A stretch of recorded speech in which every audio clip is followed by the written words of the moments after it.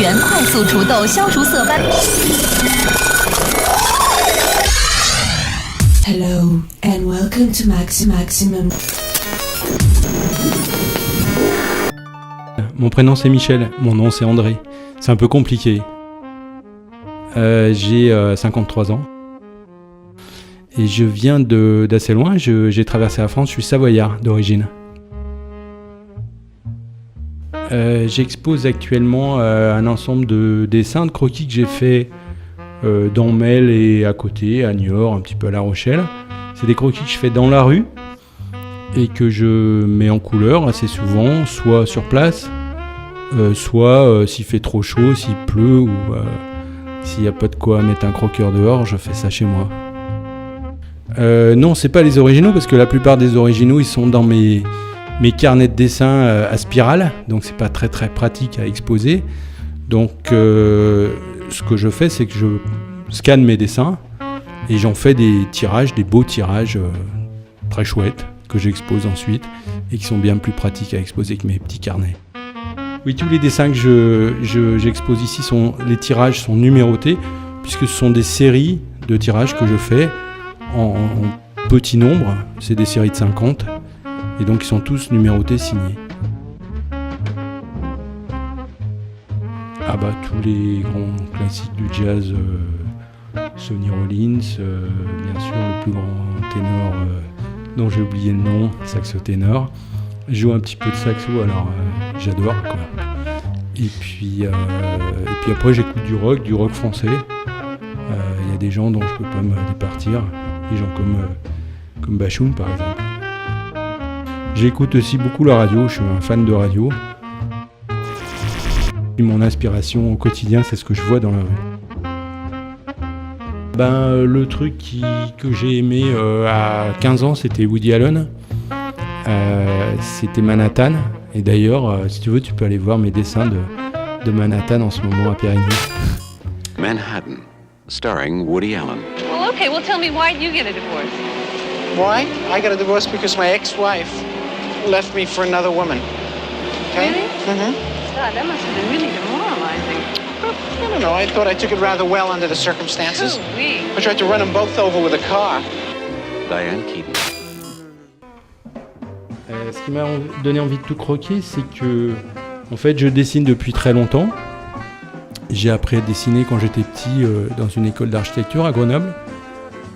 Et puis, pendant un bon nombre d'années, j'ai fait plus que quelques dessins par an. Et j'ai recommencé à dessiner et ensuite à dessiner de manière assidue et en grand nombre. Quand je me suis retrouvé seul pour mon travail très très loin de chez moi, enfin très loin, à 250 km toutes les semaines.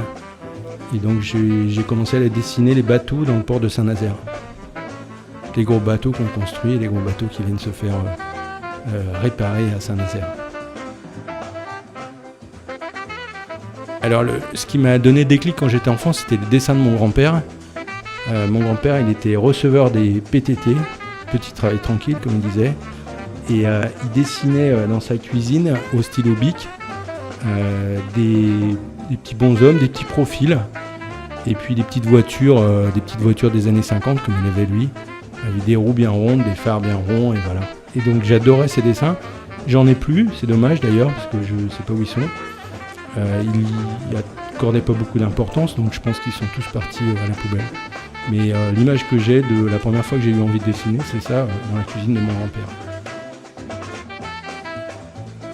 Quelque chose qui me revient tout de suite, c'est quand j'ai construit une petite cabane avec mes frères et sœurs et mes copains, et puis on avait construit une espèce de cabane troglodyte qu'on faisait visiter aux gens qui passaient au bord de la route. De lire, alors je te conseillerais des romans d'espionnage. John le Carré, c'est le meilleur, c'est extraordinaire. Je te conseillerais des romans d'Andrei Kourkov, un Ukrainien qui écrit des choses fabuleuses, des univers qui sont étonnants pour nous. Et puis je te conseillerais du polar français, du bon polar français, Manchette bien sûr, et puis quelqu'un que j'ai découvert qui est plus réédité, et c'est bien dommage, c'est Vautrin géant quoi. je sais pas ce que ça veut dire qu'être romantique. Donc moi, ce que je sais, c'est que je suis assez... j'ai toujours les yeux et l'imaginaire en éveil. Un jour, on m'a dit que j'étais contemplatif. Je pense que c'est pas vraiment le mot. Parce que être contemplatif, pour moi, ça veut dire être complètement arrêté en face de quelque chose qu'on trouve beau. Donc moi, j'ai toujours l'œil en éveil, parce que c'est comme ça que je fonctionne. Mais voilà, donc ça me fait rêver, effectivement. Je sais pas si c'est ça, être romantique.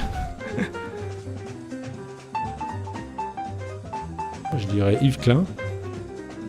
Je dirais Pollock. J'essaye.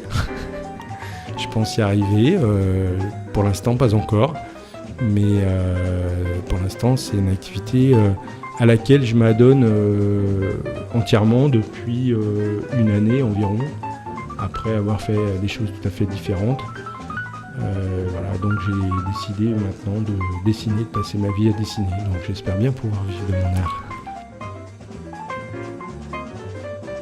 Si j'ai un petit message à faire passer dans ce contexte, dans le contexte de l'expo que je fais actuellement, c'est que le dessin, c'est un truc facile. En tout cas, le dessin, le croquis, comme je le pratique, c'est à la portée de tout le monde. Il suffit d'apprendre, d'avoir quelqu'un qui vous guide un petit peu. Et il ne faut pas penser que c'est un don. Ça s'apprend. Moi, je voyais mon grand-père dessiner, mais je ne savais pas dessiner. On m'a appris.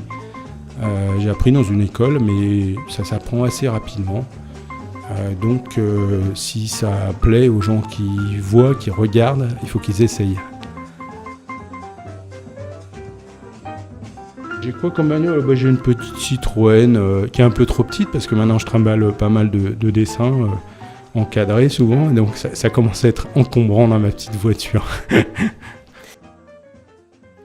Venez découvrir l'exposition de Michel André du 2 février au 2 mars à la Galerie du Boulevard, 2 place René Groussard à Melle.